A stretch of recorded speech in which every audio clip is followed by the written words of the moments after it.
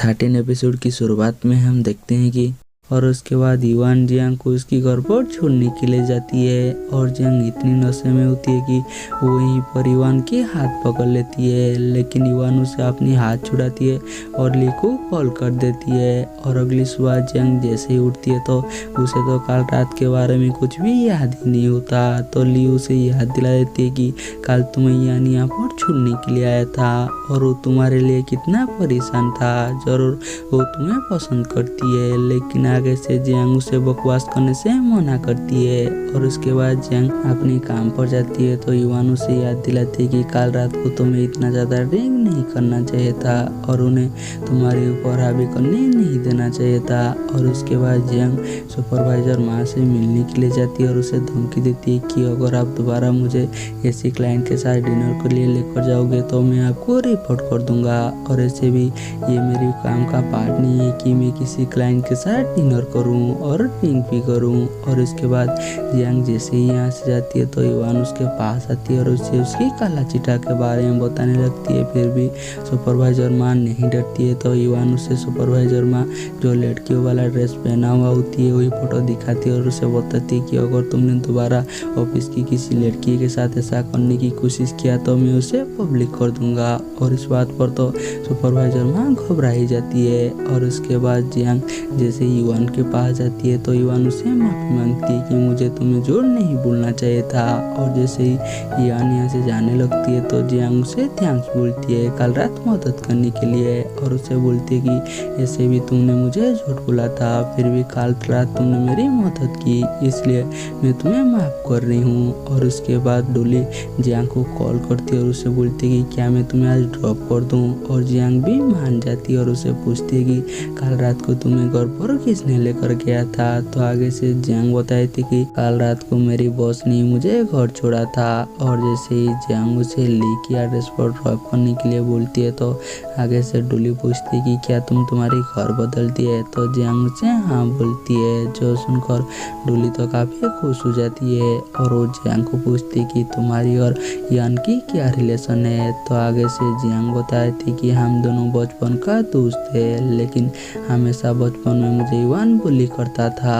और दूसरी तरह शाओचन युआन की घर पर होती है और अपना काम कर रही होती है। और जैसे युआन घर पर आती है तो देखती है कि शाओचन ने ट्रेडमिल के ऊपर उसकी कुत्ता को छोड़ दिया है वह करने के लिए, जो देखकर युआन को इतना गुस्सा आती है कि वो शाओचन को उसी ट्रेडमिल पर भगाने के लिए बोलती है। और दूसरी तरह जियांग तो ली की घर पर शिफ्ट हो गया होती है, लेकिन ली की रूममेट तो उन्हें सही से रहने के लिए भी नहीं दे रही होती है। उन्हें तो सही से ना बात करने के लिए दे रही होती है ना मस्ती करने के लिए दे रही होती है। इसलिए जियांग सोचती है कि वो दोबारा युआन की घर पर शिफ्ट हो जाएगा। इसलिए जियांग ऑफिस में युआन से बात करने की कोशिश करती है, लेकिन उसे कोई भी मौका नहीं मिलता।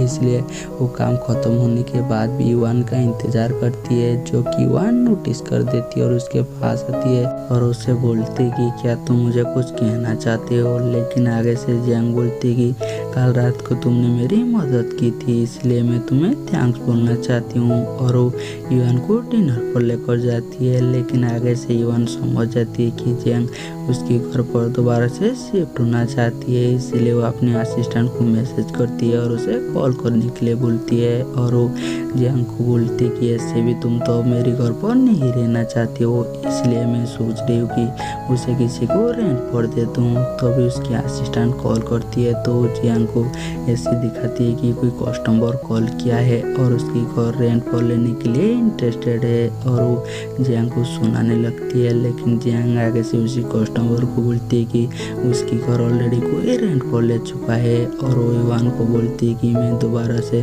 तुम्हारे घर पर शिफ्ट होना चाहती हूँ। इसलिए युआन उसकी कॉल को काट देती है और उससे पूछती है कि तुम कब शिफ्ट होने वाले हो। और जैसे ही जियांग उसे बताती है कि मैं 2 या 3 दिन में शिफ्ट हो जाऊंगा, तो आगे से युआन उससे बोलती है कि मुझे लगता है कि मुझे उसी कस्टमर को दोबारा से कॉल करना चाहिए, क्योंकि वो भी रेंट देने वाली है। इसलिए जियांग तो अपनी खाना छोड़कर यहाँ से चली जाती है फटाक से शिफ्ट करने के लिए। और दूसरी तरह शाओचन ली की स्टोर पर काम कर रही होती है और उसकी काम खत्म जैसे होती है और उसकी अब जैसे ही रजिस्टर होती है वो तो बहुत ज़्यादा खुश हो जाती है और उसकी साइड में ली होती है और साउचन इतना खुश होती है कि वो ली को गले ही लगा लेती है। जो देखो ली तो बहुत ज़्यादा शर्मा जाती है और उसके साथ वो तो बहुत ज़्यादा खुश भी होती है। और दूसरी तरह जियांग फाइनली युआन के घर पर शिफ्ट हो जाती है और वो शिफ्ट होने के बाद बहुत ज़्यादा खुश होती है। तभी उसके पास युआन की कुत्ता आती है और जियांग को ली कॉल भी करती है और उससे पूछती है कि तुम कहाँ पर हो, लेकिन आगे से तो जियांग उसे कुछ ही भूलता नहीं है। तभी जियांग के पास युआन आने लगती है तो जियांग उसे इशारा करती है कि अपनी मुंह बंद करने के लिए, लेकिन युआन तो उसकी कोई बात नहीं सुनता और वो चपर चपर करने लगती है। और जैसे ही ली युआन की आवाज़ सुनती है तो वो जियांग को पूछती है कि क्या तुम दोबारा वहीं पर शिफ्ट हो गई, अगर ऐसी है तो तुम मुझसे मिलने के लिए आओ। और दूसरी तरह साउचन भी युआन को मैसेज करती है कि उसे कन्वीनियंस स्टोर पर मिलने के लिए बुलाती है। और जैसे ही जियांग उसे पूछती है कि तुम कहाँ पर जा रही हो तो युआन उसे बताती थी कि कन्वीनियंस स्टोर, इसलिए दोनों ही कन्वीनियंस स्टोर साथ में जाने लगते हैं। और उसके बाद साउचन युआन को अपनी डेटिंग ऐप दिखाती है और उसे वहाँ पर इन्वेस्ट करने के लिए बोलती है। और ली और जियांग भी युआन को वहाँ पर इन्वेस्ट करने के लिए बोलती है। और सब जैसे ही युआन को ऐसे ही घूरने लगती है तो आगे से युआन बोलती है कि तुम लोग मुझे ऐसे ही क्यों घूर रहे हो। और उसके बाद युआन उन सबको एक बार में लेकर जाती है ताकि वो साउचन को बता सके कि तुम्हारी आप में अभी भी प्रॉब्लम है। और वो साउचन को पूछते कि तुम्हारी आप कैसे बताएगा कि सामने वाला पार्टनर जेन्युइन है और वहाँ पर बहुत सारे लोग फेक आईडी से भी ज्वाइन करेंगे, तो तुम्हें उस प्रॉब्लम को पहले सॉल्व करना चाहिए। और वो साउचन को बोलती है कि डेटिंग आपको ऐसी एक इंसान ने बनाया है जिसने कभी डेट भी नहीं किया है, तो वो कैसे एक बेहतर आप बना सकती है। जो सुनकर साउचन को तो बहुत ज़्यादा बुरा लगती है, इसलिए वो यहाँ से चली जाती है। तो ली भी उसकी पीछे पीछे जाती है उसे चेयर करने के लिए और वो साउचन को अपनी पूरी सेविंग दे देती है ताकि उसकी काम में कोई मदद हो सके।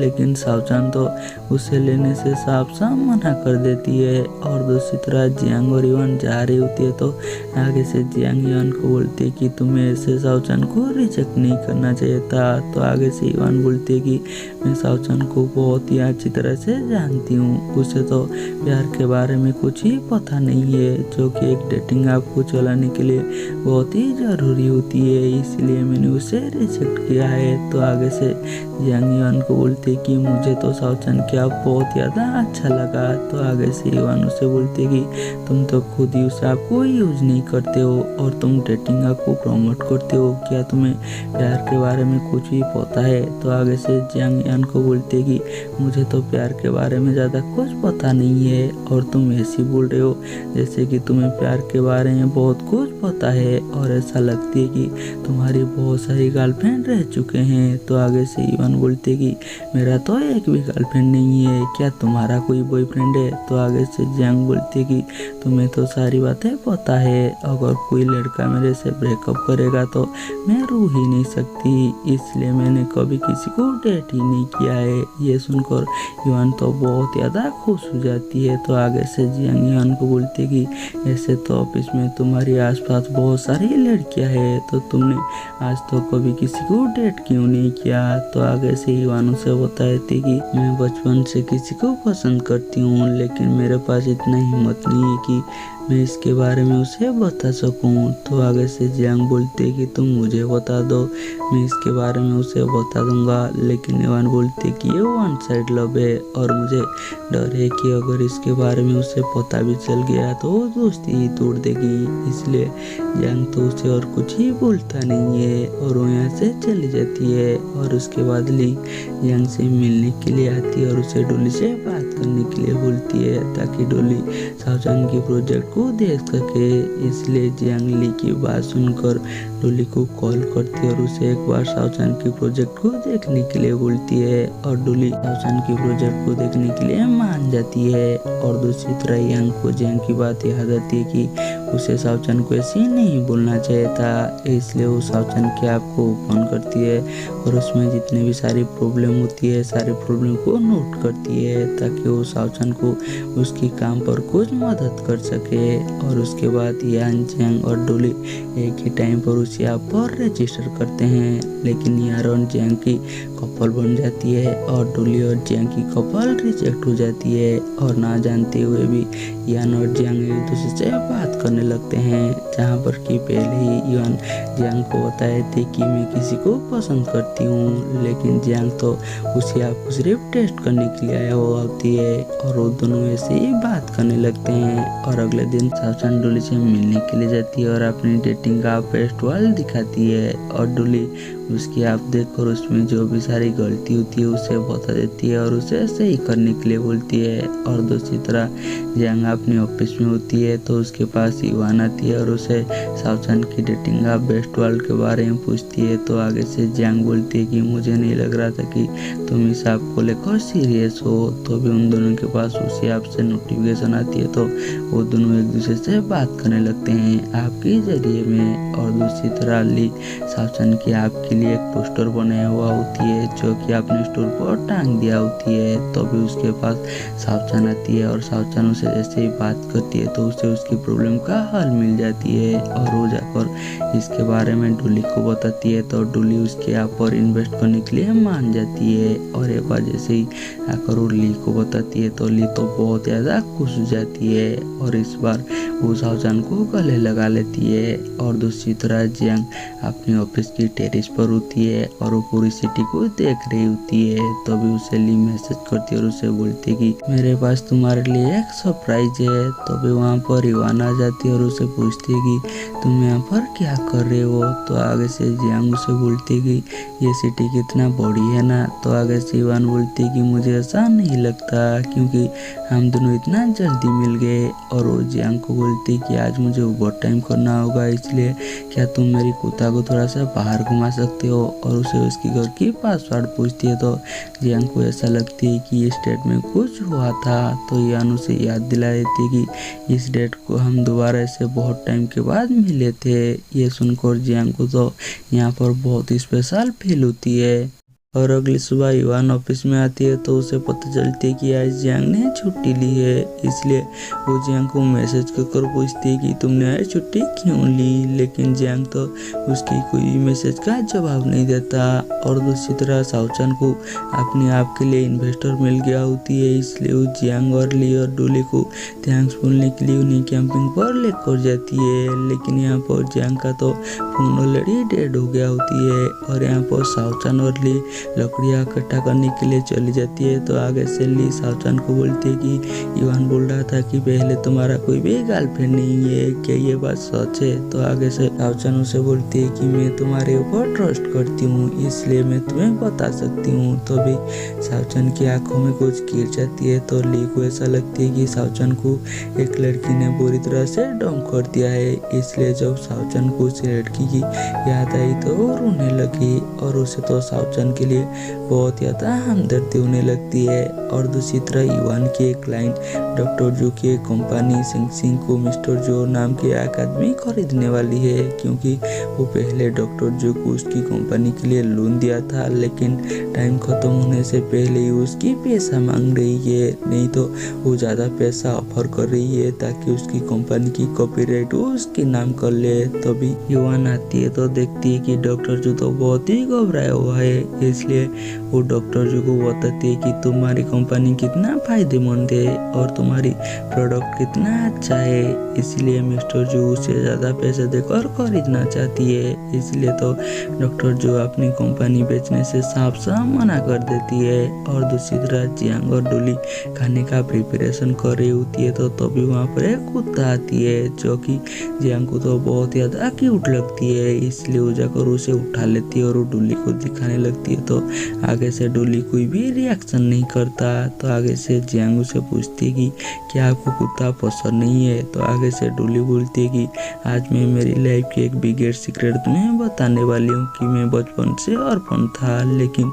डू फैमिली ने मुझे अडॉप्ट कर लिया क्योंकि उनकी बेटे का डेथ हो गई और उनकी बेटी का डेट ऑफ बर्थ और मेरी डेट ऑफ बर्थ सेम है, इसलिए उन्होंने मुझे अडॉप्ट कर लिया। लेकिन उन्होंने मेरे कुत्ता को एक्सेप्ट नहीं किया और जब मैं बाद में मेरी कुत्ता को ढूंढा तो मुझे पता चला कि उसकी डेथ हो चुकी है। और वो जियांग को बोलती है कि आज मैंने मेरी लाइफ की सबसे बड़ा सीक्रेट तुम्हें बता दिया है, इसलिए तुम्हें भी तुम्हारी लाइफ की एक सीक्रेट मुझे बताना होगा। तो आगे से जियांग बताती है कि मेरी लाइफ की सबसे बड़ा रिग्रेट यही है कि मैं मेरे फादर की लास्ट टाइम पर उनके साथ नहीं थी। उनकी एक्सवैन नूडल नाम की एक कंपनी थी जिससे कि किसी ने हड़प लिया है और इसी चक्कर में वो कई रातों तक सही से सो नहीं पाई और उनकी डेथ हो गई। और दूसरी तरह यान जैसे ही काम खत्म कर घर आती है और वो वीवो चेक करती है तो उसे पता चलती है कि जियांग ली और डोली और शाओचान कैंपिंग के लिए गए हैं। और ये जानकर तो उसे बहुत ज़्यादा गुस्सा आती है और वो शाओचान को कॉल करती है और उसे जल्दी घर आने के लिए बोलती है और उसे उसके साथ धमकी भी देती है कि अगर तुम 30 मिनट पर घर पर नहीं आओगे तो तुम्हारी जो वीडियो है मैं पब्लिक कर दूंगा और सब लोगों को पता चल जाए कि तुम रिलेशनशिप में कितना बुरा हो और डेटिंग ऐप बनाने के लिए चले हो। इसलिए शाओचान आकर सबको बताती है कि युवान ने मुझे कॉल कर बुलाया है, इसलिए हमें जल्दी घर जाना होगा। और इसके बाद शाओचान घबराते हुए युवान के पास जाती है और उसे बोलती है कि तुम मेरे ऊपर इतना गुस्सा क्यों हो। तो आगे से युवान पूछते है कि तुम लोग किस खुशी में कैंपिंग पर गए थे। तो आगे से शाओचान बताती कि मेरी आपको एक इन्वेस्टर मिल गया है और डोली मेरी आप पर इन्वेस्ट कर रही है, तो इसलिए मैं सेलिब्रेट करने के लिए उन्हें कैंपिंग पर लेकर गई थी। तो आगे से युवान बोलती है कि क्या जियांग ने ही तुम्हें डोली को रेकमेंड किया था। तो आगे से शाओचान उससे हाँ बोलती है और उससे बताती है कि अब से मैं काम को लेकर काफी बिजी रहूंगा, इसलिए तुम मुझे डिस्टर्ब मत करना। तभी युवान उसे उसकी हुई वीडियो भेजती है और उसे बताती है कि ये वीडियो प्रूफ है कि तुम रिलेशनशिप में कितना बुरा हो और तुम्हारी परफेक्ट चॉइस नहीं तुम्हें छोड़कर और किसी से शादी कर लिया है और तुम एक डेटिंग ऐप बना रही हो। तो आगे से शाओचान उसे बोलती है कि तुम्हें मेरे ऊपर किस बात के ऊपर गुस्सा है, क्या तुम जियांग को लेकर डोली से जेलस हो। लेकिन आगे से युवान उसे ऐसी बकवास चीज सोचने से मना करती है। और दूसरी तरह लिंडा के फादर को भी पता चल जाती है कि डोली ने कंपनी छोड़ ली, इसलिए वो लिंडा को बोलती है कि दोबारा से डोली को कंपनी में लाने के लिए। तो भी लिंडा को याद आती है कि जब डोली पहली बार उसके घर पर आया था तो वो कितना घबराया हुआ था, लेकिन लिंडा ने उसे कैसे संभाला था। और दूसरी तरह जियांग को भी पता होती है कि युवान उसके ऊपर गुस्सा है तो उसे मनाने के लिए जाती है। लेकिन पहले तो जियांग उसे सही से बात नहीं करती, लेकिन वो बाद में उसे मना ही लेती है। और उसके बाद युवान जियांग की पूरी टीम के साथ डिनर पर जाती है। तो तभी जियांग की एक कोलिग आकर युवान के पास बैठती है, लेकिन आगे से युवान उसे बहाने से जियांग से उसे रिप्लेस कर देती है क्योंकि वो जियांग के साइड में बैठना चाहता था। तभी कोई ना सबको बताती है कि युवान कैसे उनकी मदद करती है, जो सुनकर जियांग को तो यहाँ पर बहुत ज़्यादा जलन होती है। और वो जैसे ही घर जाती है तो वो उसी चीज़ के बारे में ही सोच रही होती है कि युवान कैसे और किसी का मदद करती है। और अगली सुबह जियांग बाथरूम में जाती है तो देखती है कि बाथरूम की पाइप फट चुकी है, इसलिए वो आकर इसके बारे में युवान को बताती है। तो युवान जाकर उसकी बाथरूम की पाइप को फिक्स करती है। तभी जियांग देखती है कि युवान की तबीयत खराब है तो उसे हॉस्पिटल चलने के लिए बोलती है, लेकिन आगे से युवान उसे मना कर देती है और उसे बताती है कि आज मेरा बहुत ही ज़्यादा इम्पोर्टेंट काम है, इसलिए मैं हॉस्पिटल नहीं जा सकती। और जैसे ही जियांग उसे ज़्यादा ही इंसिस्ट करने लगती है तो युवान बोलती है कि ठीक है, मेरे काम खत्म होने के बाद मैं हॉस्पिटल चली जाऊंगी। इसलिए जियांग उसे आज कार ड्राइव भी नहीं करने देती और खुद ही कार ड्राइव कर उसे ऑफिस लेकर जाती है। लेकिन ऑफिस पर तो डॉक्टर जो बहुत ज़्यादा घबराया हुआ होती है क्योंकि उसकी कंपनी के लिए इन्वेस्टर चाहिए होती है और युवान ने उसके लिए इन्वेस्टर रेडी कर दिया होती है। और डॉक्टर जो को उनके सामने प्रेजेंटेशन देना होगा, इसलिए वो तो बहुत ज़्यादा घबराया हुआ होती है। और युवान भी उसे समझाने की कोशिश करती होती है। फिर भी डॉक्टर जो इतना घबराया हुआ होती है तो युवान की समझाने पर कोई भी हल नहीं होता। इसलिए जियांग जाकर डॉक्टर जो को उसकी अचीवमेंट गिनाती है और उसे समझाती है तो डॉक्टर जो थोड़ा सा शांत होती है। और दूसरी तरह शाओचन अपनी कंपनी के लिए एक जगह ढूंढ लिया होती है, लेकिन उस जगह की रेंट बहुत ज़्यादा होती है तो आगे से ली बोलती है कि मुझे बात करने दो और मैं रेंट कम कर दूंगा। लेकिन ली भी बात करती है, उससे भी कोई बात नहीं बनती है तो डुली जाकर बात करती है तो वो रेंट कम करने से मान जाती है। तभी डुली के पास लिंडा कॉल करती है और उसे घर बुलाती है कि डैड तुमसे बात करना चाहते हैं। और जैसे ही डुली उसे मना करती है तो आगे से लिंडा उसे धमकी देती है कि अगर तुम नहीं आओगे तो तुम्हारी दोस्त की बिजनेस को डैड नहीं छोड़ेंगे। इसलिए डुली आने से मान जाती है। और दूसरी तरह डॉक्टर जो अपनी न्यू इन्वेस्टर के सामने प्रेजेंटेशन दे रही होती है और उसकी प्रेजेंटेशन उन्हें इतना अच्छा लगती है कि वो उसकी कंपनी पर इन्वेस्ट करने से मान जाती है। लेकिन तभी युवान की इतना हालत खराब हो जाती है कि वो वहीं पर बेहोश हो जाती है। इसलिए जियांग उसे हॉस्पिटल लेकर जाती है और जैसे ही युवान को होश आती है तो डॉक्टर उसे बताती है कि तुम्हारी अपेंडिसाइट हुआ है और तुम्हें आज ही सर्जरी करना होगा। लेकिन युवान सर्जरी से इतना घबरा रही होती है कि वो डॉक्टर को तो सर्जरी करने से मना ही कर देती है और इसके बदले वो डॉक्टर को दवाई मांगती है। लेकिन आगे से जियांग तो उसकी बात को काट देती है और वो डॉक्टर को बोलती है कि इन्हें सर्जरी करना होगा। और इस बात पर वो दोनों लड़ने लगती है तो आगे से डॉक्टर को ऐसा लगती है कि जियांग युवान की वाइफ है। इसलिए वो युवान को बोलती है कि तुम्हें तुम्हारी वाइफ की बात मान लेनी चाहिए, नहीं तो बाद में तुम्हें और भी ज़्यादा प्रॉब्लम हो सकती है। और ये सुनकर युवान तो जानबूझकर जियांग को और भी ज़्यादा छेड़ने लगती है कि तुम मेरी वाइफ हो। और जैसे ही वो लोग बिल पे करने के लिए जाती है तो आगे से युवान बोलती है कि बिल तो मेरी वाइफ को देना चाहिए। और वो जियांग को बिल देने के लिए भेज देती है और वो यहाँ से भागने की कोशिश करती है। लेकिन फिर से जियांग उसे पकड़ा लेती है और उसे बोलती है कि तुम कहाँ पर भाग रही हो, और उसे सर्जरी के लिए भेजने वाला होती है। तो आगे से जियांग बहुत ही इमोशनल होकर जियांग को बताने लगती है कि अगर मुझे इस सर्जरी में कुछ हो गया तो तुम्हें मेरी फैमिली और मेरी कुत्ता का ध्यान रखना होगा। और यहाँ पर जियांग समझ जाती है कि युवान नौटंकी कर रही है, इसलिए उसे यहाँ से भेजने लगती है। लेकिन आखिर में युवान उसे बोलती है कि मेरी सर्जरी के बाद मैं तुम्हें देखना चाहती हूँ। और ये बात जियांग को तो काफ़ी स्पेशल लगती है। और दूसरी तरह डोली अपनी फादर से मिलने के लिए जाती है तो उसकी फादर उसे बोलती है कि तुम मेरे बिना कुछ भी नहीं हो, इसलिए तुम्हें दोबारा से कंपनी ज्वाइन कर लेना चाहिए। लेकिन आगे से डोली तो साफ साफ मना कर देती है और उसे बताती है कि मैं आपका बेटा नहीं हूँ जो कि मैं आपकी और बात मानूं। और ये बातें तो उसकी डैड को बहुत ज़्यादा बुरा लगती है। इसलिए लिंडा आकर डोली को एक थापड़ा लगाती है जो कि डोली को और ज़्यादा गुस्सा देने के लिए काफ़ी था। और डोली यहाँ से जाने लगती है तो लिंडा उसके पास जाती है और उसे समझाने की कोशिश करती है। लेकिन आगे से डोली उसे बोलती है कि बचपन में मैं तुमसे काफ़ी जेलस रहता था क्योंकि तुम्हें जो भी सारी चीज़ चाहिए थी तुम्हें बहुत ही आसानी से मिल जाती थी। लेकिन बाद में मुझे पता चला कि ये सब तो मेरा भी नहीं है। और ये बातें लिंडा को तो बहुत ज़्यादा बुरा लगती है और डोली तो यहाँ से गुस्से से चली जाती है। और दूसरी तरह युवान की सर्जरी ख़त्म हो गया होती है और वो जैसे ही बाहर आती है तो जियांग नर्स को पूछती है कि युवान को उसमें कब आएगा। तो आगे से नर्स बताती है कि आपका बॉयफ्रेंड इतना घबराया हुआ था कि उसने एनेस्थेसिया की मांग की, इसलिए उसे होश में आने के लिए काफ़ी टाइम लग जाएगा। इसलिए जियांग तो युवान की होश में आने तक उसकी वहीं पर इंतजार करने लगती है। और वो युवान को इतना शांत देखकर जियांग को तो युवान बहुत ज़्यादा क्यूट लगती है और उससे बोलती है कि तुम इतना शांत हो इसलिए कितना अच्छा लग रहे हो। इसलिए वो युवान की हाथ लेकर आती है और उसकी हाथों से प्रॉमिस करती है कि तुम आज के बाद मेरे ऊपर गुस्सा नहीं करोगे और तुम खुद का बहुत ही अच्छी तरह से ध्यान भी रखोगे ताकि तुम दोबारा से बीमार मत पड़ना। और वो प्रूफ के लिए युवान की हाथों का फोटो भी खींच लेती है ताकि उसके बारे में युवान को बता सके।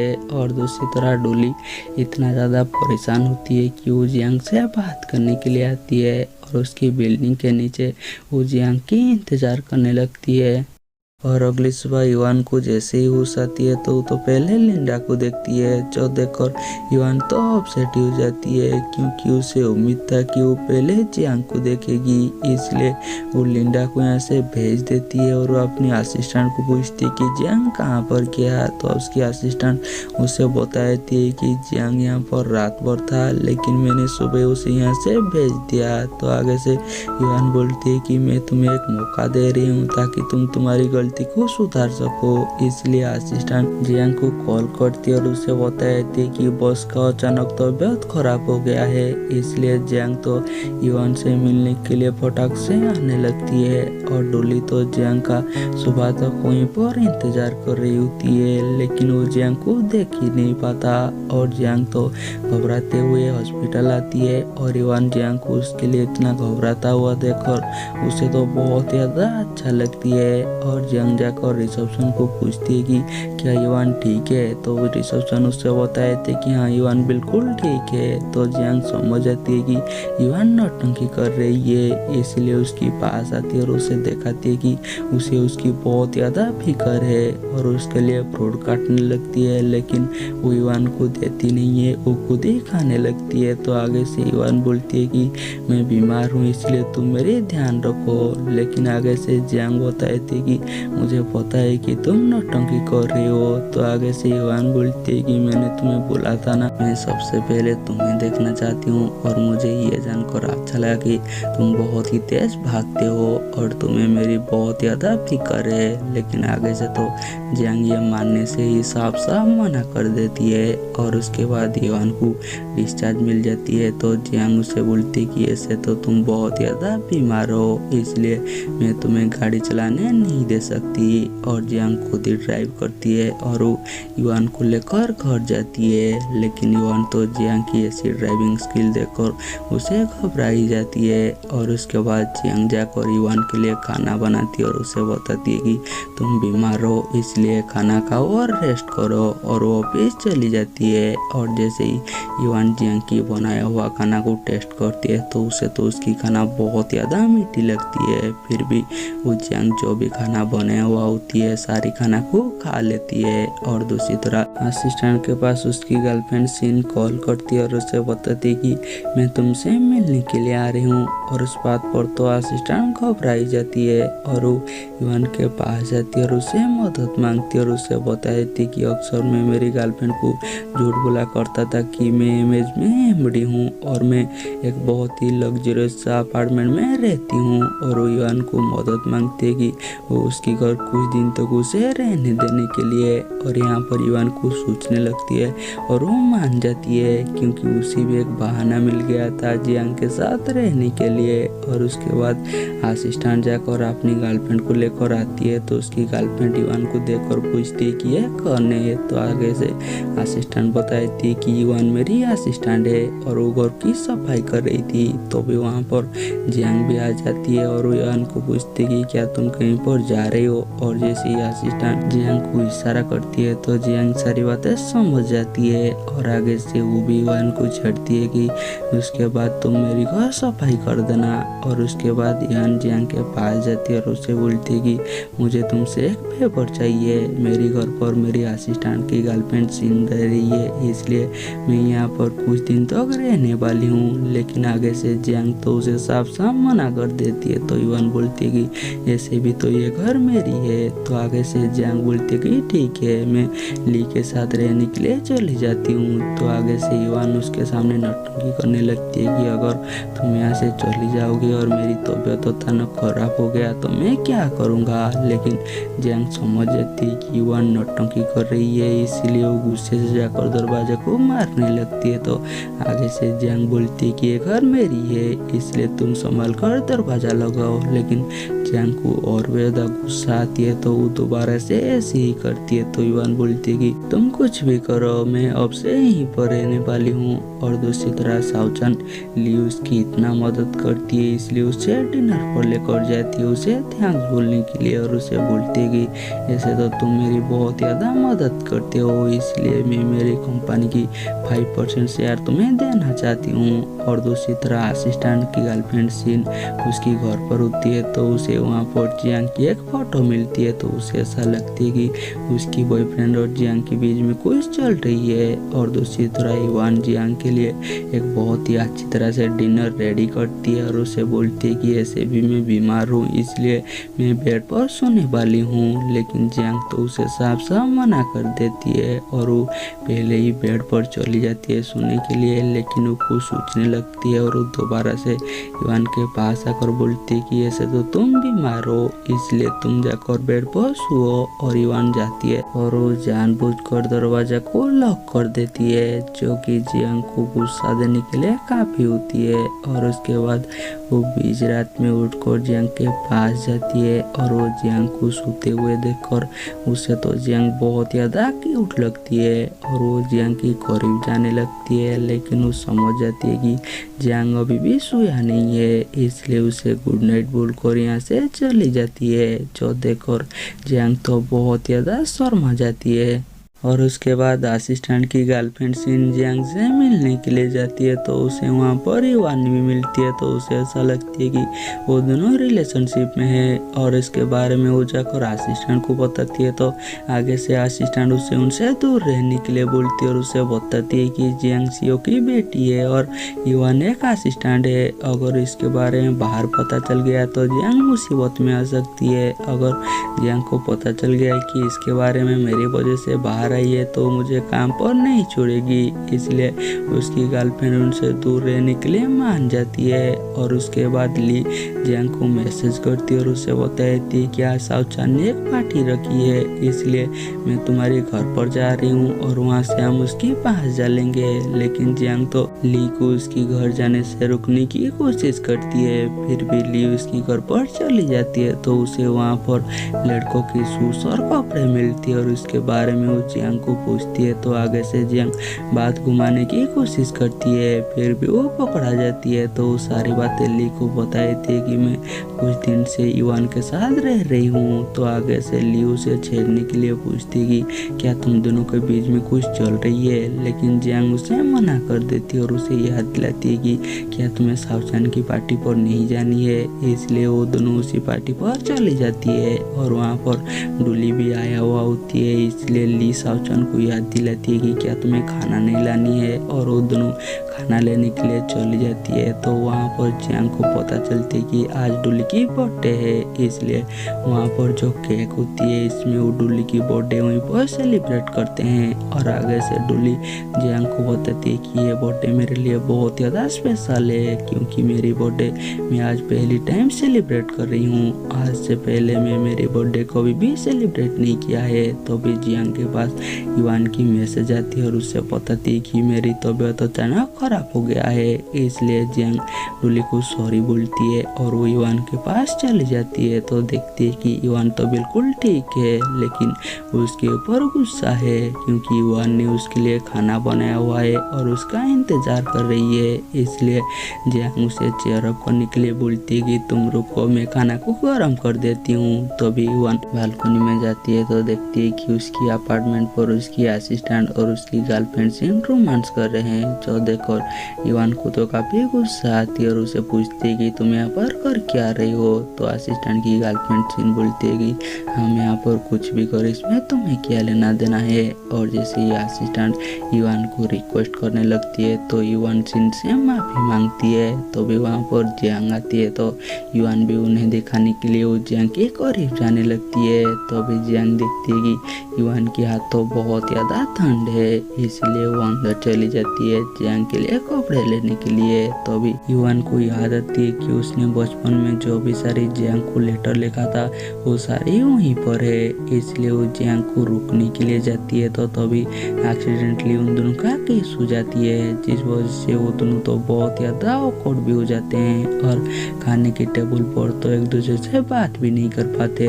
और दूसरी तरह हम लीटा को देखते हैं जिसे कि कुछ साइकोलॉजिकल प्रॉब्लम होती है, इसलिए वो थेरेपी ले रही होती है और ऐसे भी उसका डोली के साथ लड़ाई हो गया होती है, इसलिए वो अपनी साइकोलॉजिस्ट से मिलने के लिए गया होती है। और दूसरी तरह साउचन अपने आप को और भी ज़्यादा प्रमोट करने के लिए वो डिसाइड करती है कि वो एक ऑफलाइन एक्टिविटी रखेगा जिसमें ऑनलाइन जो भी एक दूसरे से बात कर रहे हैं वो ऑफलाइन एक दूसरे से मिल सकती है। और ये एक्टिविटी वो एक कैंपिंग ट्रिप पर रखना चाहती है, लेकिन आगे से ली उसे मना कर देती है और उसे बताती है कि जब इसके बारे में लड़कियों को पता चलेगा तो वो आने से साफ साफ मना कर देंगे और उन्हें ऐसा लगेगा कि वहाँ पर उन्हें खतरा हो सकती है।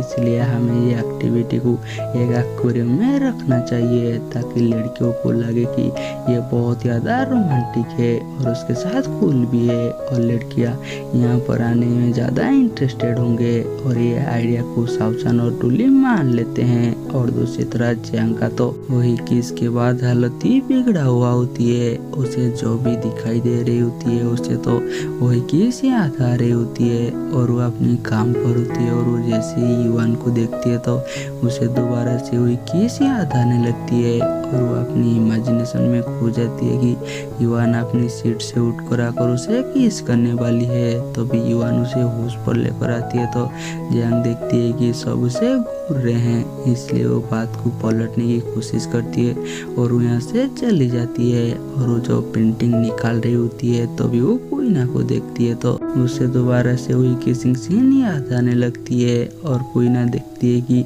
जियांग उसे ऐसी घूर रही है तो उसे पूछती है कि क्या हुआ है। और जैसे ही जियांग उसकी तारीफ करती है लेकिन आगे से कोइना उसे डांट देती है और उसकी काम पर उसे भेज देती है, इसलिए जियांग जल्दी से आ रही होती है तो भी चल जाती है। तो भी युवान उसे पकड़ लेती है और वो समझ जाती है कि जियांग किसी बात को लेकर परेशान है, इसलिए जियांग जब घर पर आती है तो युवान उसे चीयर अप करने की कोशिश करती है और जियांग भी उसकी चीयर अप पर इतना खो जाती है कि उसे तो और कुछ भी याद ही नहीं होता। तो अभी उन दोनों को उसी डेटिंग साइट से नोटिफिकेशन आती है कि हम दोनों एक एक्वेरियम में ऑफलाइन डेटिंग एक्टिविटी शुरू करने वाले हैं और उन्हें भी वहाँ पर ज्वाइन करने के लिए बोलती है और वो दोनों को सोचती है और वो दोनों ही उसी डेटिंग एक्टिविटी पर ज्वाइन करने से मान जाते हैं। और यहीं पर हमारी ये एपिसोड खत्म हो जाती है और हम मिलेंगे जल्दी नेक्स्ट एपिसोड में।